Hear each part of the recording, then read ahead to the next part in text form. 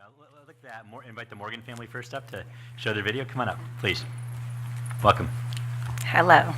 Good morning, Commissioners. My name is Tanya Morgan, and I'm from the Trabuco Trailblazers 4-H Club in Orange County. I'm the pygmy goat leader.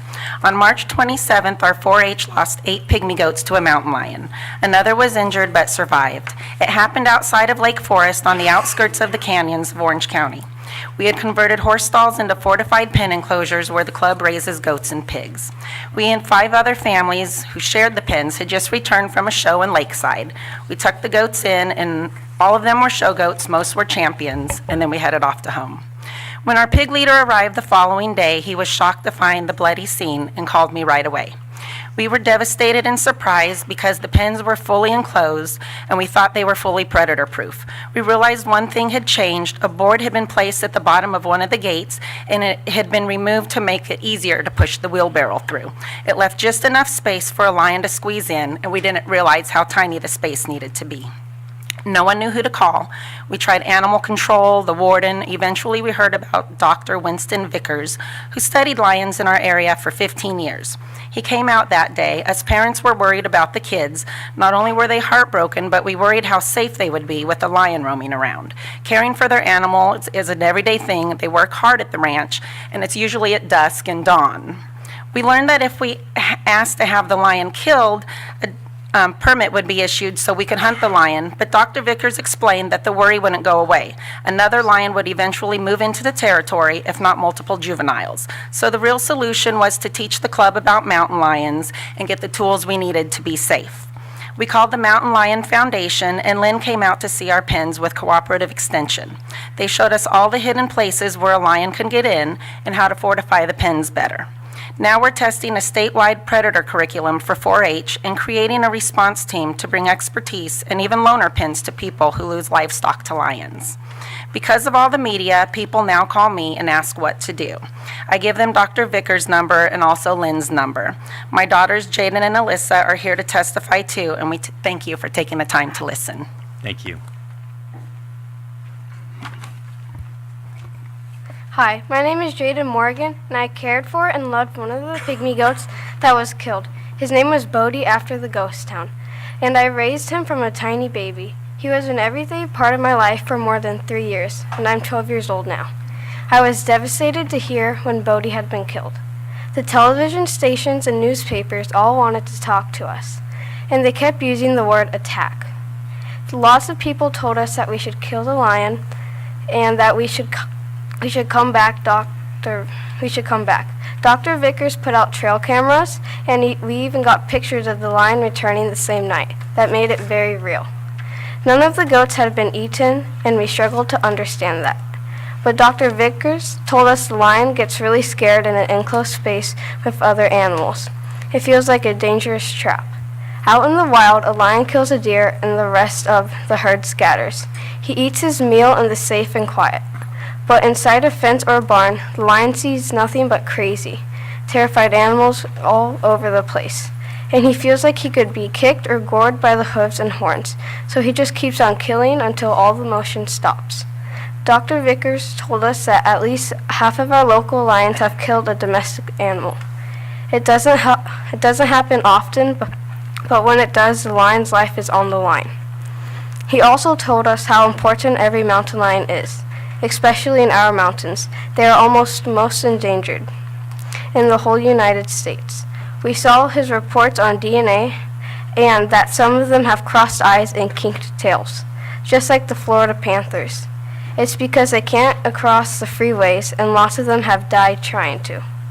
There are less than 30 lions in the Santa Anas. We all decided that the best thing we could do was to make sure that they were safe and to let the lion live. We want to let other people know, because if you haven't lived through it, it's easy to let things slip. Like using a chain that's too weak on your gate, or not closing up a hole in your pen, or forgetting to bring your animals home at night. And killing a lion doesn't solve the problems, but we can. Thank you. Terrific, thank you.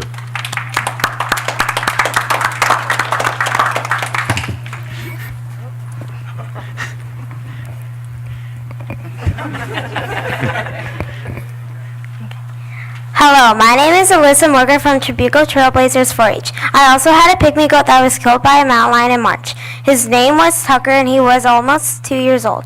We have new goats now and we now know a lot more about mountain lions than most people do. Coming here today is part of how we are helping others be prepared and safe. 4-H stands for head, heart, hands, and health. Every one of those was part of what happened with the lion. We learned a lot about mountain lions from Dr. Vickers, and we found out that the University of California at Davis is creating a new wildlife lesson plan to help all 4-H clubs learn more about lions, coyotes, and bears, and bobcats, and even eagles and hawks, so we can protect the animals we raise. We are going to help test the plan.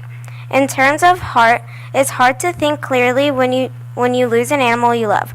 Going through the pain taught us all about what all the hard work of 4-H really means, and what you have to lose when any animal is killed, pets or livestock or wildlife. Heart gave us a chance to care about mountain lions too. Our hands went to work making the ranch and pens and animals we keep at home safer and raising new goats even though they can't replace Tucker and Bodie.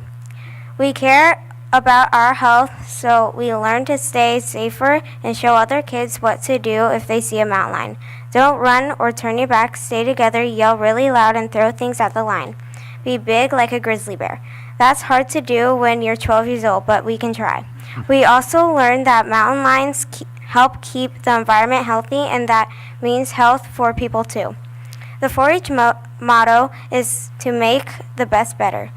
We had a really bad situation, but the best was inside us, and I hope we can tell people more about the experience of animals will make the world a better place. Thank you for listening. Terrific. Thank you very much.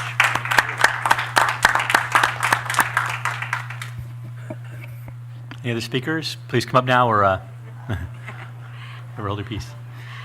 Good morning. My name is Lynn Cullens, and I'm with the Mountain Lion Foundation. I wasn't planning on speaking today, but we seem to have as much trouble finding our video for the 4-H kids as we would trying to catch a lion. So here I am.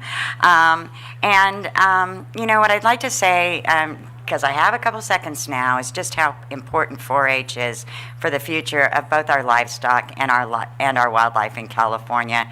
I didn't realize until I visited the 4-H website that 4-H was started because old-timers 100 years ago were reluctant to try new techniques. So by reaching out to young people from the agricultural universities, they were able to bring many new techniques to agriculture in general. 4-H is not just a rural phenomenon. The Trabuco group has 50 members, and it is becoming more and more a feature of our cities as well as our rural communities and small towns.